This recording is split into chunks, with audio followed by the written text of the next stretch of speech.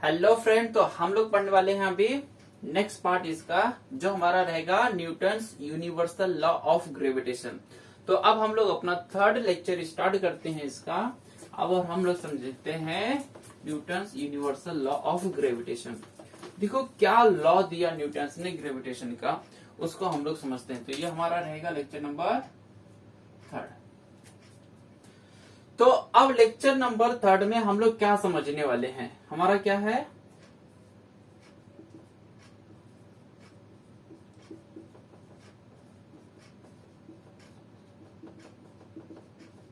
Universal law of gravitation.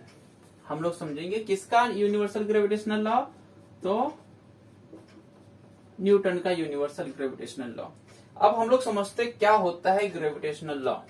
तो हमको मालूम है, हमने पढ़ा है, ये समझ लो ऑब्जेक्ट ए है और ये दूसरा ऑब्जेक्ट है, दो डिफरेंट डिफरेंट ऑब्जेक्ट है। इसका जो मास है वो है m1, इसका जो मास है वो है m2। हमने क्या बोला था, every object in the universe attract every other object.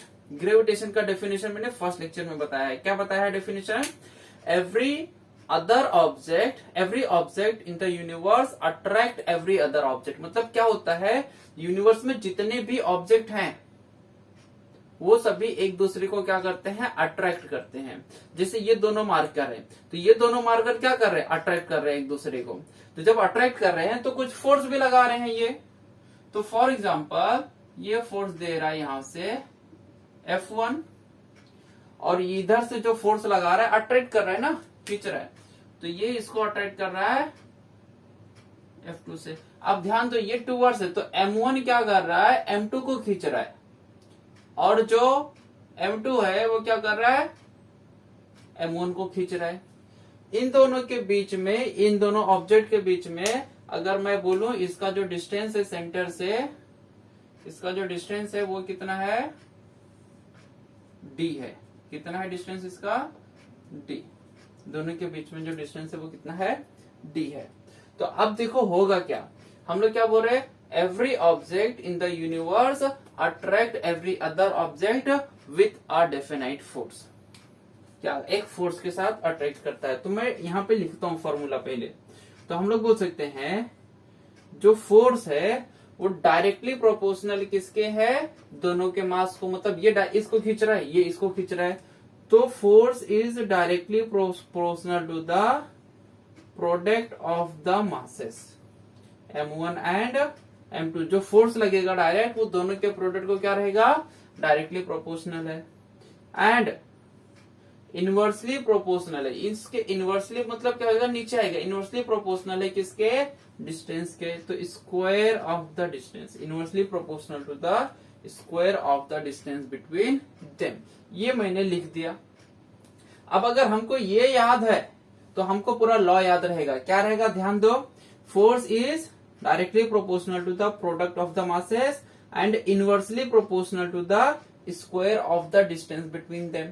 अब पहले मैं डायरेक्टली प्रोपोर्शनल और इनवर्सली प्रोपोर्शनल का मतलब क्या है वो बता देता हूं। जैसे फॉर एग्जांपल मैंने बोला है force is directly proportional to mass, मतलब अगर मास इंक्रीज होएगा तो फोर्स भी क्या होएगा, इंक्रीज होएगा दोनों के बीच में। मतलब दोनों का वजन बढ़ेगा, वेट बढ़ेगा, तो मास भी बढ़ेगा उसका। अब अगर हम लोग बोल सकते हैं, तो अगर मास डिक्रीज होएगा तो फोर्स भी क्या होएगा, डिक्रीज होएगा। तो हम लोग इसको क्या बोलते हैं, डायरेक्टली प्रोपोर्शनल। Directly proportional. अब अगर ऐसा हो जाए, दूसरा ये क्या बताया हमने, मास और वेट का हो गया। अब अगर हम लोग बोलते हैं ये जो फोर्स है वो क्या है, इनवर्सली प्रोपोर्शनल है डिस्टेंस के। अब ध्यान दो, अगर डिस्टेंस बढ़ेगा तो फोर्स क्या होएगा, कम होएगा, और डिस्टेंस कम होएगा तो फोर्स बढ़ेगा। अब यहाँ पे देखो, एक इंक्रीज हो रहा है तो एक डिक्रीज हो रहा है। अगर मैं बोल रहा हूं दो ऑब्जेक्ट के बीच का डिस्टेंस इंक्रीज हो रहा है तो फोर्स क्या होएगा, डिक्रीज होएगा। इसका उल्टा सिनारियो बनेगा, अगर मैं बोलूं कि डिस्टेंस क्या हो रहा है, डिक्रीज हो रहा है, तो फोर्स क्या होएगा, इंक्रीज होएगा। इसको हम लोग बोलते हैं इनवर्सली प्रोपोर्शनल। मतलब एक क्वांटिटी कम होगी तो दूसरी क्वांटिटी बढ़ेगी, और दूसरी क्वांटिटी बढ़ेगी तो पहली क्वांटिटी क्या होगी, कम होगी। इसको हम लोग बोलते हैं इनवर्सली प्रोपोर्शनल। समझ में आया? तो इनवर्सली और डायरेक्टली क्या होता है। तो अब यहाँ पे अगर देखेंगे हम लोग, मैं डिफाइन करूं तो क्या होता है, force is directly proportional to product of the masses. दो मास का जो प्रोडक्ट है, ये दो ऑब्जेक्ट है, उन दोनों ऑब्जेक्ट का जो मास है उसका मल्टीप्लाई कर दो। तो force is directly proportional to the product of the masses and inversely proportional to the square of the distance between them. यहां तक समझ में आया? तो अगर ये हमको याद है तो हमको डेफिनेशन याद है। अब इसका डेफिनेशन हम लोग लिखते हैं, क्या होता है, every object in the universe. मैं इसका डेफिनेशन लिख रहा हूं, पेपर में हमको डेफिनेशन लिखना रहता है, डिफाइन करना रहता है। तो अगर मैं बोलूं इसका, तो एवरी, अब यहीं से लिख रहा हूं मैं, every object in the universe attract every other object with, जब अट्रैक्ट करता है तो क्या करता है, कुछ तो फोर्स लगाता है, विथ डेफिनाइट फोर्स। अब वो एक डेफिनाइट फोर्स के साथ उस ऑब्जेक्ट को क्या करता है, अट्रैक्ट करता है। अब ये जो फोर्स होता है वो क्या होता है, this force is, this force is, देखो क्या है, directly proportional to the, directly proportional to the product of the masses of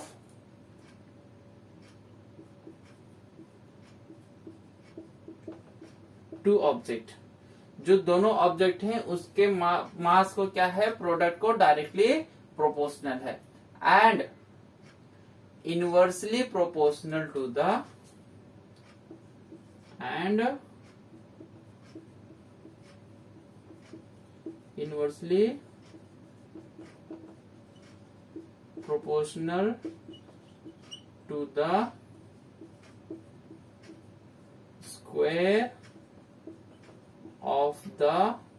square of the distance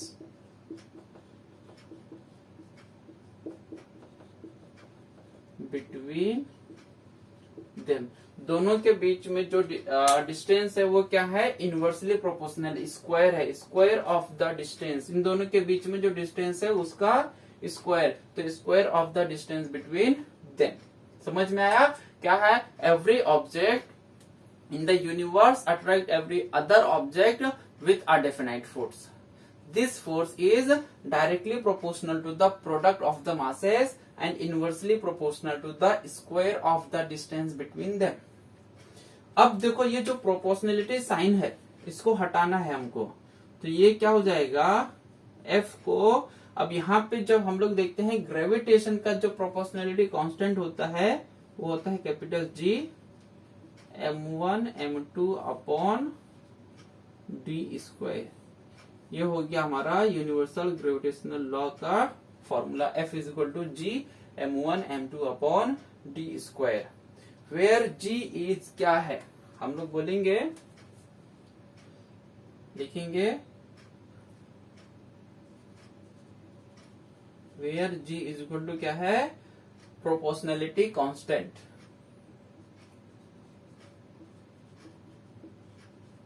क्या बोलते हैं हम लोग उसको, प्रोपोर्शनैलिटी कांस्टेंट। इसको एक और नाम से जाना जाता है, यूनिवर्सल ग्रेविटेशनल कांस्टेंट। क्या बोला जाता है, यूनिवर्सल ग्रेविटेशनल कांस्टेंट, यूजीसी। हम लोग क्या बोलते हैं उसको, यूजीसी, यूनिवर्सल ग्रेविटेशनल कांस्टेंट। ये हमको समझ में आया, इतना नोट कर लो। अब देखो और किस नाम से जाना जाता है, अब इसके नीचे लिखना मेरे पास जगह नहीं है तो मैं यहाँ पे लिख रहा हूं, अब देखो और क्या होता है, ये जो g होता है, SI unit of g, g का यूनिट क्या है, SI unit of g is newton metre square per KG square. g का यूनिट क्या होता है, newton metre square per KG square.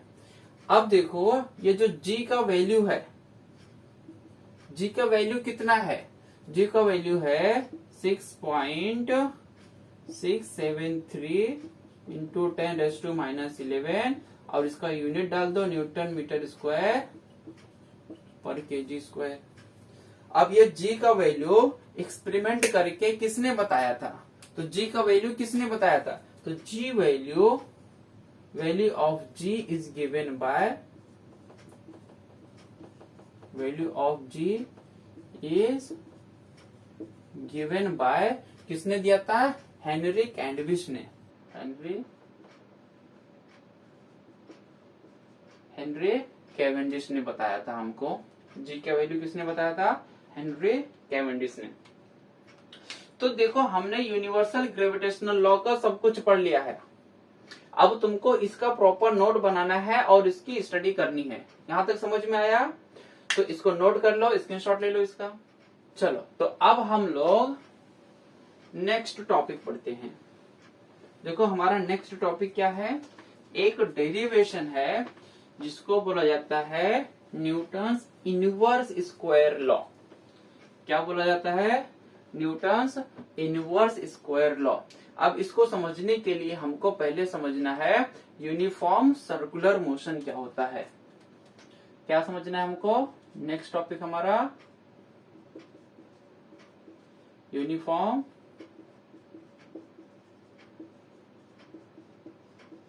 Circular motion, जिसे हम लोग मैग्नीट्यूड ऑफ सेंट्रीपिटल फोर्स भी कहते हैं। क्या बोला जाता है, मैग्नीट्यूड ऑफ सेंट्रीपिटल फोर्स। अब हम लोग इसको समझते हैं क्या होता है यूनिफॉर्म सर्कुलर मोशन। अब जैसे देखो फर्स्ट लेक्चर में मैंने बताया है यूनिफॉर्म सर्कुलर मोशन के बारे में। अब मैं यहाँ पे फिर से समझाऊं कि समझ लो ये एक सर्कल है, या मैंने एक स्टोन ले लिया और उसको एक एंड थ्रेड लिया, एक एंड पे स्टोन टाई कर दिया, अब उसको मैं घुमा रहा हूँ, रोटेट कर रहा हूँ। तो देखो यहाँ पे सेंटर से मैं पकड़ के उसको रोटेट कर रहा हूँ, तो क्या होता है, ये मेरा क्या है, ये मेरा स्टोन है। अब जब मैं इसको रोटेट कर रहा हूँ, पकड़ के उसको हम लोग रोटेट कर रहे हैं, तो हम लोग क्या मान रहे हैं, ये जो ऑब्जेक्ट है ये क्या कर रहा है, एक मोशन कर रहा है, मतलब एक पाथ फॉलो कर रहा है। और वो पाथ कैसा है, सर्कुलर पाथ है। क्या है वो, सर्कुलर पाथ है। सर्कुलर पाथ में क्या कर रहा है, घूम रहा है। जब ऑब्जेक्ट सर्कुलर पाथ में घूमता है, फॉर एग्जाम्पल, तो इसका वेलोसिटी समझ लो किस डायरेक्शन में है, इस डायरेक्शन में, तो ये हो गया वेलोसिटी। और ये जो ऑब्जेक्ट है उसको कुछ तो क्या रहेगा, उसका मास रहेगा, और ये जो रहेगा उसका क्या हो जाएगा, रेडियस हो जाएगा। तो अब ये देखो मैं इसको समझाऊंगा, बाद में हमको इसको कंसीडर करना है एज आवर सन और क्या बोलते हैं अर्थ और प्लेनेट के बीच में कंसीडर करना। तो ये पहले समझ जाएगा तो इसके बाद वाला भी समझ में आएगा। समझ में आया, हमने एक स्ट्रिंग लिया, उसको टाई किया स्टोन और उसको घुमाया, तो इस तरीके से हमको दिखाई दे रहा है सर्कुलर मोशन। अब ये क्या होता है, ये जो स्टोन है एक कौन सा पाथ फॉलो कर रहा है, सर्कुलर पाथ। जब से हम लोग पकड़ेंगे उसको घुमाते रहेंगे, वो उस सर्कुलर पाथ में क्या होता रहेगा, वो रोटेट होता रहेगा, घूमता रहेगा। तो हम लोग क्या कंसीडर करेंगे, consider an object moving in a circle. हम लोग क्या करें, एक ऑब्जेक्ट कंसीडर किया जो क्या कर रहा है, घूम रहा है, सर्कल में घूम रहा है। तो consider an object moving in a circle. समझो क्या होता है, consider an object moving in a circle. अब ये सर्कल में तो घूम रहा है, कैसे घूम रहा है, वो विथ कांस्टेंट स्पीड। यूनिफॉर्म मतलब एक जैसी स्पीड है सब जगह, यहाँ पे जितनी स्पीड है यहाँ पे पहुंचेगा, यहाँ पे पहुंचेगा, सभी जगह पे उसकी स्पीड कैसी है, कांस्टेंट है। तो consider an object moving in a circle with constant speed. कैसा घूम रहा है वो? विथ कांस्टेंट स्पीड के साथ घूम रहा है। तो हम लोग बोल सकते हैं ये जो m है वो क्या है? m is equal to mass of object, जो हमने ऑब्जेक्ट बांधा हुआ था। v क्या है? स्पीड है इसकी। क्या बताता है ये? स्पीड। और r क्या बताता है उसका? Distance means radius. अब अगर हम लोग देखेंगे इस पे जो फोर्स लगता है, कौन सा फोर्स? Centripetal force. कहां पे? Towards the centre. तो जो सेंट्रीपिटल फोर्स होता है वो गिवन हो जाता है। तो हम लोग बोल सकते हैं क्या बोल सकते हैं? Now the force can be written as. अब इस पे जो फोर्स, सेंट्रीपिटल फोर्स लगता है वो कैसे लिख सकते हैं हम लोग? तो मैं अगर बोल दूं the force F can be written as, हम लोग बोल सकते हैं the force F can be written as, कैसे लिख सकते हैं? F is equal to mv square upon r। इस तरीके से हम लोग लिख सकते हैं। ये हमने एक ऑब्जेक्ट को कंसीडर किया। अब हम लोग कंसीडर करेंगे, देखो क्या कंसीडर करेंगे? ये है हमारा इलिप्स ऑर्बिट, और ये है हमारा सन। क्या है? ये हमारा सन है, और ये है हमारा प्लैनेट। प्लैनेट है ये हमारा अर्थ है। अब ये भी क्या कर रहा है? मूव कर रहा है। ये समझ लो क्या हो गया? सेंटर हो गया। अब हमने देखा, केपलर्स लॉ पढ़ा, तो जो अर्थ होता है या जो प्लैनेट होता है वो सन के अराउंड में क्या करता है? मूव करता है, घूमता है। अब यहां से हमने जैसे इसको रिलेट किया वैसे इसको रिलेट करना है। ये भी किस स्पीड के साथ घूम रहा है? विथ कांस्टेंट स्पीड के साथ घूम रहा है, मूव कर रहा है विथ कांस्टेंट स्पीड। तब हम लोग करेंगे नाउ कंसीडर। क्या कंसीडर करेंगे हम लोग? ये एज इट इज रखना। Now consider planet is, planet क्या हो रहा है? revolving around the sun. Consider planet is revolving around the sun in uniform circular motion. Now consider planet is revolving around the sun in uniform motion. एक uniform motion के साथ क्या कर रहा है? वो रिवॉल्व कर रहा है। जैसे ये रिवॉल्व कर रहा था तो हमने ये सारा कंसीडर किया, लिखा। ऐसे ये प्लैनेट रिवॉल्व कर रहा है तो प्लैनेट का कुछ तो क्या रहेगा? मास रहेगा, और इसके बीच में जो कुछ रहेगा वो डिस्टेंस रहेगा। तो हम लोग बोल सकते हैं m is equal to mass of a planet, and m तो मास हो गया, v is equal to speed of planet, and r क्या है? Distance of a planet from the sun. r is equal to distance of a planet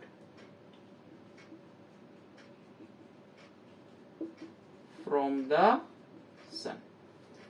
तो therefore force F can be written है। अब जो अर्थ, सन क्या कर रहा है? अर्थ के ऊपर जो फोर्स लगा रहा है उसको हम लोग ऐसे लिख सकते हैं F is equal to mv square upon r। ये बन जाएगा हमारा इक्वेशन 1। यहां तक समझ में आया? इतना नोट कर लो, मैं यहां से मिटा देता हूं।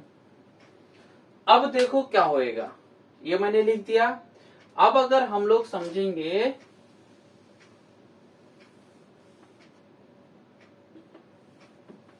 इतना नोट कर लेना। अब उसी के आगे कंटिन्यू करेंगे हम लोग। अब यहाँ पे क्या मालूम है हमको, F equal to M V square upon R. अब हमको यहाँ पे स्पीड पता करनी है कि ये कितने स्पीड से रिवॉल्व कर रहे हैं, किसकी, प्लेनेट की स्पीड। तो हमको मालूम है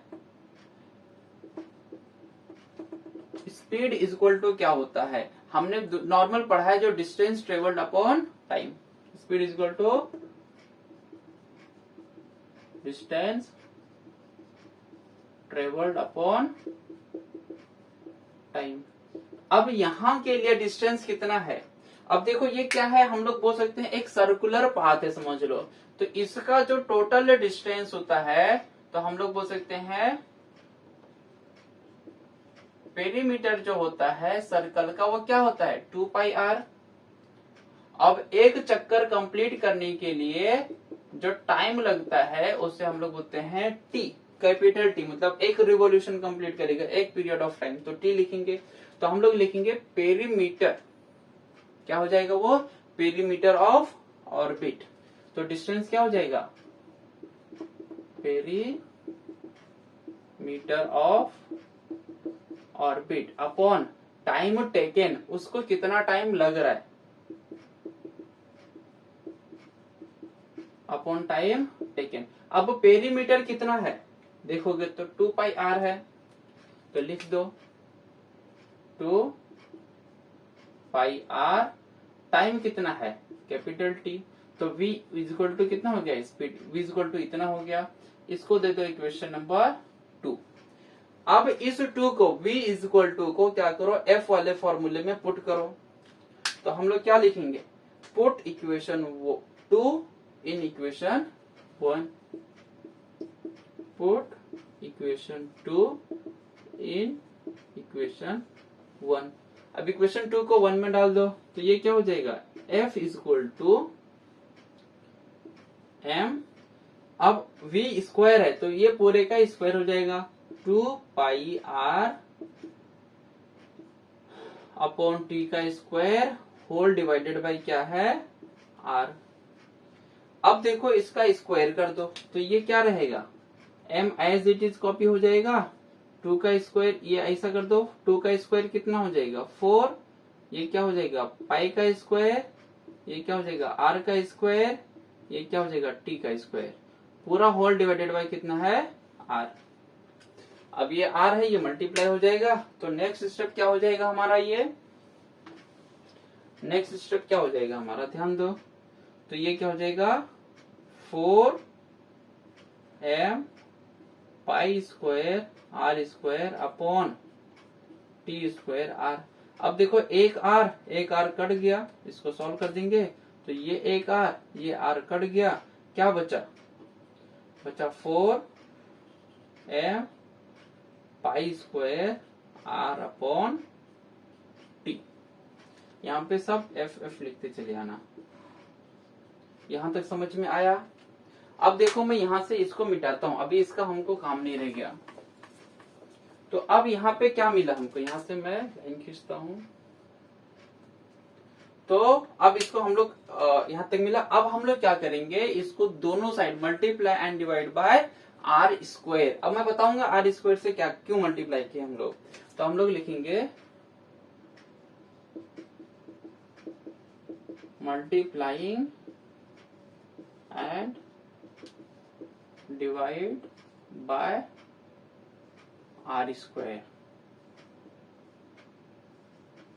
गेट हमको क्या मिलेगा, F इज इक्वल टू, ध्यान दो 4m pi square r upon T square.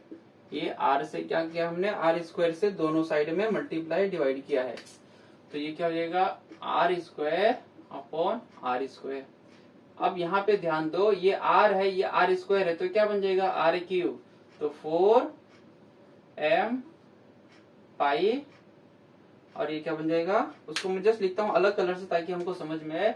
वो क्या हो जाएगा r क्यूब, और नीचे क्या हो जाएगा, नीचे देखोगे तो हो जाएगा t स्क्वायर और हो जाएगा r स्क्वायर। अब जो हमने न्यूटन्स वाला फॉर्मूला पढ़ा था केपलर्स थर्ड लॉ, उसमें क्या दिया हुआ था उसमें दिया हुआ था t² r क्यूब, मतलब t और r दिख रहा था। यहाँ पे देखो उसका उल्टा है, r और t है। तो इसको हम लोग इस तरीके से लिखेंगे, ये ऐसा बन जाएगा। हमको इसको एडजस्टमेंट करेंगे तो 4m यहाँ पे π² अपॉन r²। अब इसको मैं एक साथ कर दूंगा, क्या बन जाएगा, ये सेपरेट कर दिया, ये बन जाएगा r³ अपॉन t²। क्या कर दिया हमने उसको, r³ अपॉन t²। तो हम लोग बोल सकते हैं according to Kepler's third law, क्या होता है, according to Kepler's third law, हमको क्या मालूम है केपलर्स के थर्ड लॉ के हिसाब से, जो r³ अपॉन t² है, r³ अपॉन t², ये है 1/k। तो मतलब r³ अपॉन t की जगह पे क्या लिख सकते हैं हम लोग, k लिख सकते हैं। Therefore ये क्या बन गया, f = 4m π² और ये क्या हो जाएगा r², ये क्या हो जाएगा 1/k। अब देखो इसमें कांस्टेंट क्या है, बट हम बता सकते हैं, बट देखो इसमें जो 4m π² और t² ये सब के सब क्या है, कांस्टेंट, = कांस्टेंट। अब अगर ये सब कांस्टेंट है तो हम लोग बोल सकते हैं जो ये f है वो, ये सब कांस्टेंट है, निकल गया, तो f is inversely proportional to 1/r²। तो इस लॉ को बोलते हैं हम लोग न्यूटन्स इनवर्स स्क्वायर लॉ। क्या है ये, न्यूटन इनवर्स स्क्वायर लॉ हम लोग बोला जाता है।